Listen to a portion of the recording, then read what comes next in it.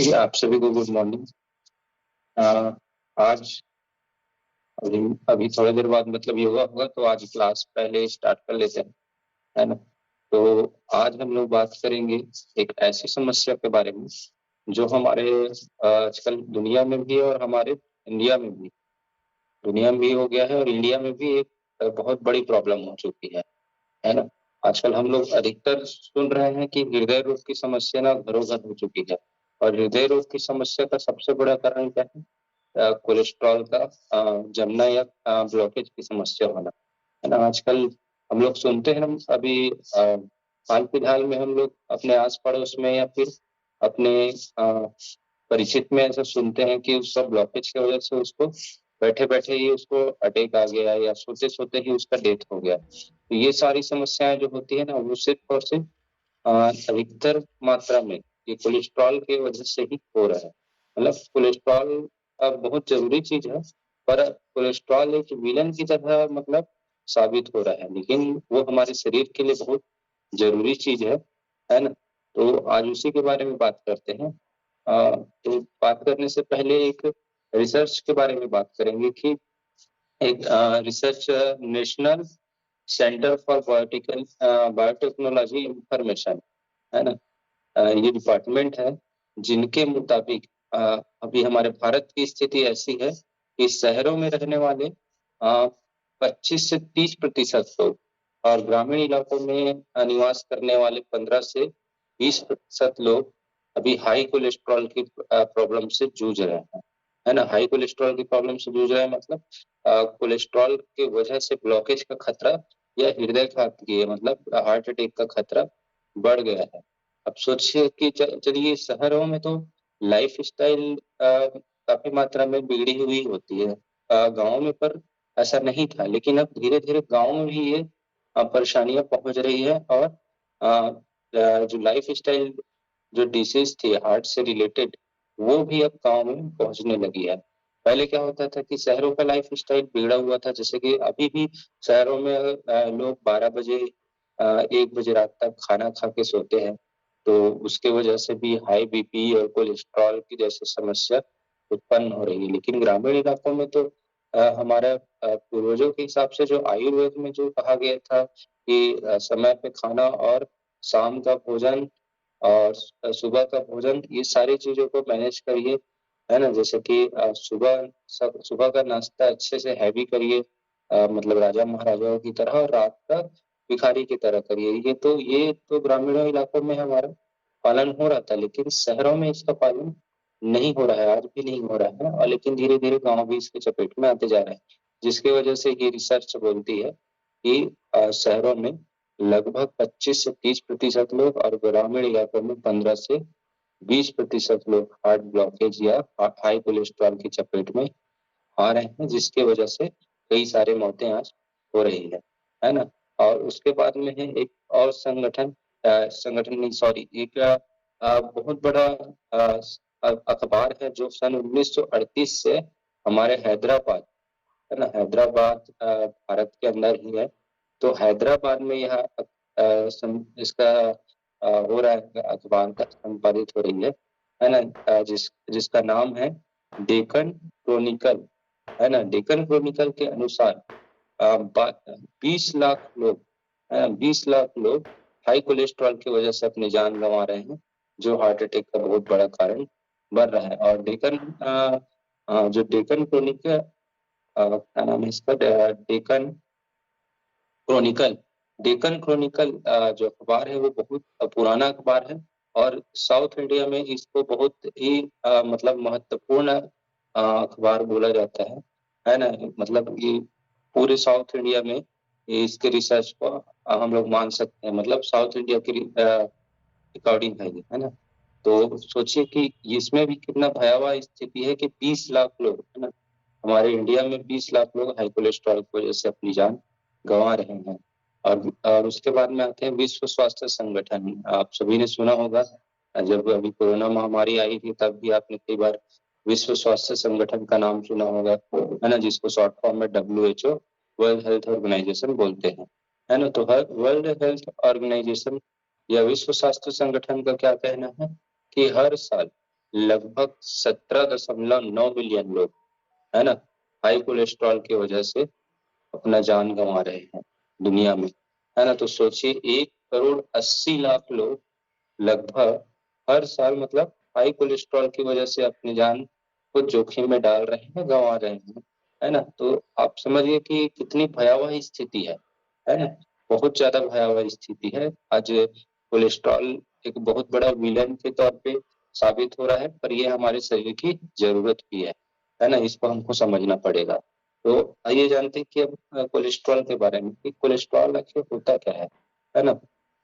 तो कोलेस्ट्रॉल क्या होता है, ये हमारे ब्लड में ही घूमते रहता है, और ये एक मोम जैसा चिपचिपा पदार्थ होता है जो हमारे ब्लड में ही रहता है ना। ये ब्लड को हार्ट से पूरे अंगों तक ले जाने का काम, और सारे कोशिकाओं या टिश्यू से हार्ट तक ले जाने का कार्य इसके द्वारा होता है ना। ये उनको आगे बढ़ने में सहायक होता है ना, ये बोल सकते हैं। तो ये क्या होता है इसमें कि कोलेस्ट्रॉल तो, हालांकि मतलब कोलेस्ट्रॉल तो जरूरी चीज है, और ये हमारे शरीर में उपलब्ध रहती है, लेकिन ये लिमिट मात्रा में इसको उपलब्ध रहना चाहिए, है ना। ये मोम जैसा पदार्थ हमारे शरीर के लिए बेहद ही जरूरी है, क्योंकि इसी से हार्मोन्स का बनना, है ना, हार्मोन्स का बनना, हमारे कोशिकाओं का निर्माण या कोशिका झिल्ली का निर्माण होना, ये सारी बहुत सारी जो क्रियाएं हैं, है ना, वो इसी के माध्यम से होती है। तो कोलेस्ट्रॉल बहुत जरूरी चीज है ना। तो ये उसके बाद में हम लोग देखते हैं कि कोलेस्ट्रॉल के बारे में तो हम लोग जान लेते हैं कि मोम जैसा चिपचिपा पदार्थ होता है जो हमारा ब्लड में फ्लो करते रहता है ना। अब इसके बाद जानते हैं कि ये कहाँ बनता है या कैसे बनता है ना। तो इसके बनने की क्रिया विधि क्या है। तो कोलेस्ट्रॉल अधिकतर हमारा लीवर बनाता है, और लीवर हमारा कच्चा माल के लिए क्या करता है, हम लोग जो खाना खाते हैं जैसे फैट है ना, और जो शर्करा है, या शर्करा अपन जैसे शुगर बोल सकते हैं ना, तो इन सब चीजों को वो कच्चे माल के तौर तौर पे उपयोग करता है, और लीवर के द्वारा ही मतलब कोलेस्ट्रॉल प्रोड्यूस होता है। मतलब इसको बनाने की पूरी जिम्मेदारी लीवर की ही होती है ना। तो प्रोटीन हो गया, और फैट हो गया, और शुगर हो गया, इन चीजों को कच्चा माल के तौर पे लेकर के यह मतलब लीवर कोलेस्ट्रॉल को प्रोड्यूस करता है ना। तो ये तो हो गया लीवर का, लीवर से बनने वाला कोलेस्ट्रॉल। अब दूसरा सोर्स होता है हमारा खान पान, है ना, आहार। कोलेस्ट्रॉल तो लीवर बनाता ही है, लेकिन हम लोग जो आहार खाते हैं वो भी कहीं ना कहीं हमारे कोलेस्ट्रॉल बनने में जिम्मेदार होता है ना। तो जैसे कि हम लोग संतृप्त वसा वाली कोई चीजें खा लिए, जैसे कि बकरा खा लिए, मुर्गा खा लिए, या मछली खा लिए, है ना। तो इससे भी हमको कोलेस्ट्रॉल मिलता है। कई बार सर ने क्लास में बताया भी होगा कि जैसे कि आप फिश खा लेते हैं, मछली खा लेते हैं, तो आपको 1 हफ्ते का कोलेस्ट्रॉल का पूर्ति हो जाता है, क्योंकि आपके शरीर को कम 5% कोलेस्ट्रॉल की जरूरत होती है एक दिन में। मान लीजिए 5% कोलेस्ट्रॉल की जरूरत है, तो आपने जैसे कि मछली खाया, है ना, तो उसमें आपको लगभग ना 30 से 40% कोलेस्ट्रॉल का पूर्ति हो जाएगा, जो लगभग आपके 1 हफ्ते के या 10 दिन के कोलेस्ट्रॉल के बराबर होगा। आपको तो दिन में 5% कोलेस्ट्रॉल की आवश्यकता थी ना, है ना। तो आपने उसको खाया तो आपको ज्यादा मात्रा में मिल गई। अब वो ज्यादा मात्रा में जो कोलेस्ट्रॉल बनी है उसको फिर रिड्यूस करने के लिए फिर आपके शरीर को मेहनत करना पड़ेगा, या फिर वो कोलेस्ट्रॉल आपको प्रॉब्लम क्रिएट कर सकता है। दूसरे नंबर पे जो मीट, जो मुर्गा है ना, जो चिकन का चलन आजकल बहुत ज्यादा हो गया है ना। चिकन आज घरों घर में खाने लग गए हैं कुछ लोगों को छोड़कर। तो चिकन को आप जैसे खाएंगे तो चिकन में लगभग 15 दिन का कोलेस्ट्रॉल का पूर्ति हो जाता है ना। 15 दिन का कोलेस्ट्रॉल का पूर्ति मतलब आप अंदाजा लगा लीजिए कि कितना हो गया है ना। तो उसके अकॉर्डिंग अगर हम लोग अगर चिकन मान लीजिए 15 दिन में एक बार भी खाए, तो हम 15 दिन का कोलेस्ट्रॉल का पूर्ति कर ले रहा है, लेकिन हमारे शरीर को कितना चाहिए, सिर्फ 5% कोलेस्ट्रॉल चाहिए, है ना। तो ये भी कहीं ना कहीं अगर आप अधिक मात्रा में चिकन का सेवन कर रहे हैं, अगर महीने में 1 बार या 2 बार कर रहे हैं, तो उसमें तो प्रॉब्लम्स नहीं है। पर अगर आप अधिक मात्रा में उसको खा रहे हैं तो कहीं ना कहीं वो आपके हाई कोलेस्ट्रॉल को बढ़ाने का काम करेगा, जिसकी वजह से भी आपको प्रॉब्लम या कोलेस्ट्रॉल की प्रॉब्लम फेस करनी पड़ सकती है, या आपके हार्ट को प्रॉब्लम भी हो सकती है। ठीक है। उसके बाद में है फिर रेड मीट, बकरा, है ना। बकरे के बारे में आप सभी ने सुना होगा। तो अगर आप बकरे का सेवन करते हैं, मान लीजिए, है ना, एक बार में अगर आपने 100 ग्राम के आसपास अगर आपने बकरा खाया है, तो वो 100 ग्राम या 150 ग्राम के बकरे में आपको पूरे महीने भर का कोलेस्ट्रॉल मिल जाएगा, है ना। आपको सिर्फ एक दिन में 5% चाहिए था, वो आपको लगभग, है ना, कितना दे देगा, पूरा महीने भर का कोलेस्ट्रॉल दे देगा, है ना, जो आपके हाई बीपी के लिए भी घातक हो सकता है। जैसे हाई बीपी या मतलब बीपी बढ़ाने के लिए भी घातक हो सकता है, कोलेस्ट्रॉल को बढ़ाने के लिए, बैड कोलेस्ट्रॉल बढ़ाने के लिए भी घातक हो सकता है ना। तो हमको सोचना है कि हमको इन चीजों का सेवन लिमिट मात्रा में करना है, या बहुत ही सोच समझ कर करना है ना। तो ये हमारा जो आहार है, ये आहार भी कहीं ना कहीं हमें कोलेस्ट्रॉल को बढ़ाने के लिए बहुत बड़ी जिम्मेदारी हमारे आहार की ही होती है। तो हमको अपने आहार को संतुलित रखना होगा, है ना। उसके बाद में ये, अब इसके बाद में हम लोग जानते हैं कि कोलेस्ट्रॉल तो हम लोग जान लिए, और कोलेस्ट्रॉल के प्रकार कितने होते हैं, है ना। तो कोलेस्ट्रॉल के प्रकार 3 टाइप के होते हैं, है ना। जैसे कि कोलेस्ट्रॉल तो आपका पूरा, जैसे आप चेकअप करवाने जाएंगे हॉस्पिटल में, तो आपका पूरा लिपिड प्रोफाइल जांच करेंगे, और लिपिड प्रोफाइल में आपका सारे कोलेस्ट्रॉल का एक मतलब पूरा जोड़ करके एक कोलेस्ट्रॉल निकाला जाएगा। तो है ना, उसी मतलब कोलेस्ट्रॉल के बारे में जान लेते हैं कि वो क्या करता क्या है, और कितनी मात्रा में उसको रहना चाहिए, या उसका टाइप क्या है ना। पहले तो उसके टाइप के बारे में जान लेते हैं। पहला टाइप है आपका कोलेस्ट्रॉल का एलडीएल कोलेस्ट्रॉल, है ना। एलडीएल मतलब लो घनत्व डेंसिटी वाला कोलेस्ट्रॉल होता है ना। इसी को हम लोग बैड कोलेस्ट्रॉल के नाम से जानते हैं। अगर इसकी मात्रा अगर 100 से अधिक हो जाती है ना, इसको 100 से कम होना चाहिए, अगर ये अधिक हो जाए तो हमको हाई कोलेस्ट्रॉल की प्रॉब्लम होगी, और यही सबसे ज्यादा मात्रा में हार्ट नसों को ब्लॉक करने का काम करेगा। तो दूसरे नंबर पे आएगा एचडीएल, है ना, हाई डेंसिटी कोलेस्ट्रॉल। तो एचडीएल क्या करेगा, एचडीएल कोलेस्ट्रॉल जैसे कि हमारे हार्ट से पंप होता है ब्लड, है ना, तो उसको ले जाने का काम कौन सा करता है, बैड कोलेस्ट्रॉल बहुत जरूरी है। ऐसा नहीं है कि बैड कोलेस्ट्रॉल हमारे शरीर को नहीं चाहिए, कम से कम 100 से नीचे रहे, लेकिन उससे आगे मत बढ़े।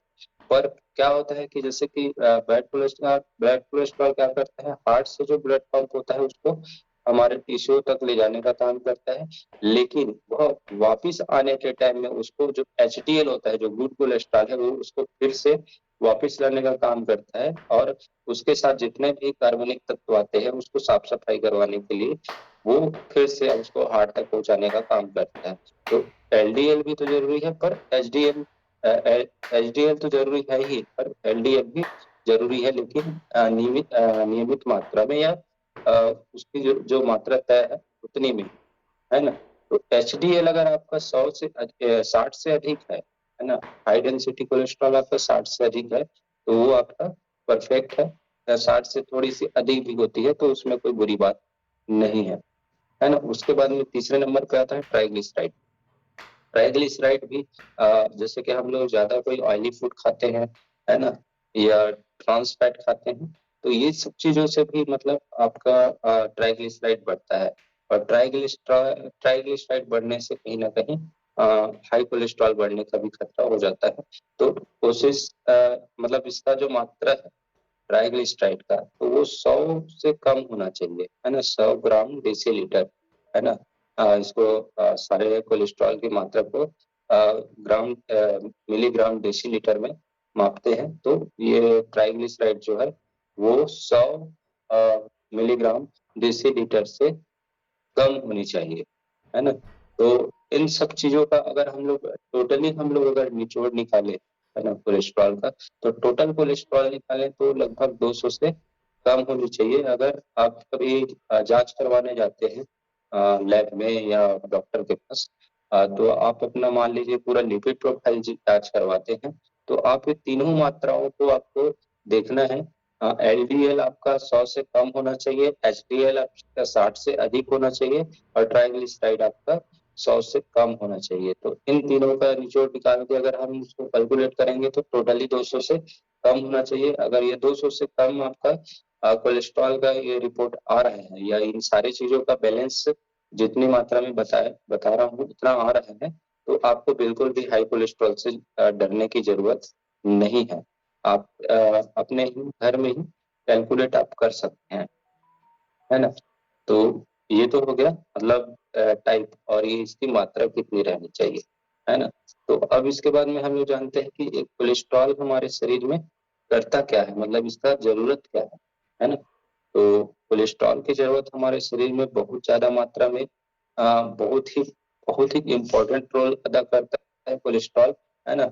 अगर कोलेस्ट्रॉल ना हो तो हमारे शरीर की कई सारी क्रियाओं को या लगभग हमारे शरीर के बहुत सारी क्रियाओं को मतलब होने में बाधा उत्पन्न हो या नहीं हो पाएगा, है ना। क्योंकि कोलेस्ट्रॉल, है ना, कोलेस्ट्रॉल को लोग आज के डेट में विलन की तरह देख रहे हैं। और यह कोलेस्ट्रॉल जैसे कि कोलेस्ट्रॉल जो है वो क्या करता है, कोशिका के निर्माण में आपका बहुत इंपॉर्टेंट रोल मतलब अदा करता है। कोशिका के निर्माण में मतलब कोशिका आपके जो शरीर है ना, उसमें 36 ट्रिलियन के आसपास में जो कोशिकाएं जो बनती है प्रतिदिन, बहुत सारी जो कोशिकाएं बनती है ना। तो उनके निर्माण में ये आपका कोलेस्ट्रॉल ही सहायक होता है, ये कोलेस्ट्रॉल से ही होता है। कोशिका झिल्ली का निर्माण कोलेस्ट्रॉल से ही मतलब होता है। उसके बाद में हार्मोन्स का उत्पादन, है ना, आपके शरीर में जितने भी आपका शरीर जो चल रहा है वो हार्मोन्स से ही चल रहा है, हार्मोन्स और एंजाइम से ही।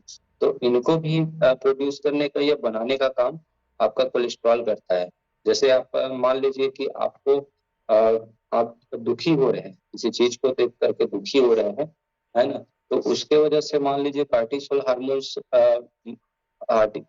जो हार्मोन्स है वो आपका ज्यादा बढ़ रहा है ना। तो ये कार्टिसोल हार्मोन्स को भी बनाने के लिए कौन जिम्मेदार रहेगा, कोलेस्ट्रॉल ही रहेगा, है ना। उसके बाद में आपका खुशी का जो हार्मोन्स है ना, डोपामाइन हो गया, सेरोटोनिन हो गया, इन सब चीजों को भी अगर आप कहीं खुश हो रहे हैं तो ये खुशी के लिए जो हार्मोन्स जो रिलीज कर रहे हैं उसके लिए भी आपका कोलेस्ट्रॉल ही जिम्मेदार होगा।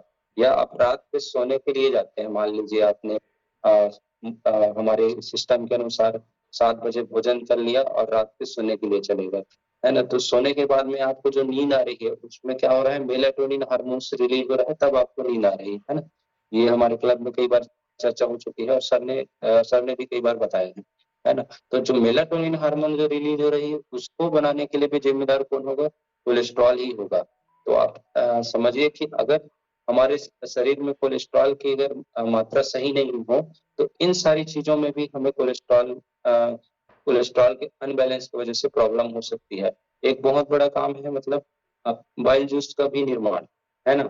जैसे बाइल जूस आप जो खाना खाते हैं उसको पचाने के लिए जो बाइल जूस का निर्माण होता है ना, या जो हमारे खाना को तोड़ मरोड़ कर पचाने का काम करता है और हमें एनर्जी देता है। तो इस बाइल जूस के निर्माण में या पित्त के निर्माण में भी ये सब कोलेस्ट्रॉल बहुत इंपॉर्टेंट रोल अदा करता है। अगर कोलेस्ट्रॉल नहीं होगी तो ये पित्त निर्माण की भी हम लोग कल्पना नहीं कर सकते, है ना। तो आप समझ सकते हैं कि कोलेस्ट्रॉल हमारे शरीर के लिए इतनी ही आवश्यक है और इसका सबसे बड़ा चीज ये हमारे बैलेंस मात्रा में, है ना। अब ये कोलेस्ट्रॉल तो बैलेंस मात्रा में रहेगी ही रहेगी क्योंकि हमें जब ईश्वर ने संसार में भेजा है तो जब हम शिशु अवस्था में थे तो हम लोग स्वस्थ थे, है ना। या हम लोग जब बच्चे थे तो हम लोग कुछ भी खाते थे उसको हम लोग पचा लेते थे या उसको वो मैनेज कर लेते थे। क्यों कर लेते थे, क्योंकि जब हम बालक अवस्था में रहते हैं तो हम लोग कुछ भी खाते हैं तो उससे हमको हाई कोलेस्ट्रॉल या कोई भी चीज फैट बढ़ने की जैसी समस्याएं नहीं होती हैं, क्योंकि उस समय हम जो जो फैट खाए रहते हैं या जो भी खाना खाते हैं वो हमारे ग्रोथ में लगता है, उस समय हमारा ग्रोथ होते रहता है। लेकिन जैसे ही हम 17-18 साल की उम्र को पार करते हैं तो हमारा जो भोजन है ना, जो है हैवी भोजन है या हम लोग बहुत अधिक मात्रा में जो फैट खा रहे हैं है ना, ट्रांस फैट खा रहे हैं या संतृप्त वसा जो भी चीजें हम लोग खा रहे हैं, यही हमारे कोलेस्ट्रॉल को बिगाड़ने का काम करता है ना। तो हमको क्या करना है कि 18 या 20 साल की उम्र में अगर हम लोग आ चुके हैं, तो हमें अपने खाने-पीने की चीज़ों को मैनेज करने के लिए सीखना पड़ेगा, है ना? तो खाने-पीने की चीज़ों को हम लोग को मैनेज करने के लिए हमको क्या सीखना पड़ेगा? सबसे पहला इम्पोर्टेंट चीज़ है, अगर हम अपने या इन सिस्टम में जैसे कि हमारे यहाँ सर बताते रहते हैं सिस्टम के बारे में, पानी-पीने के बारे में, खाने के बारे में, है ना? समय में सोने के बारे में।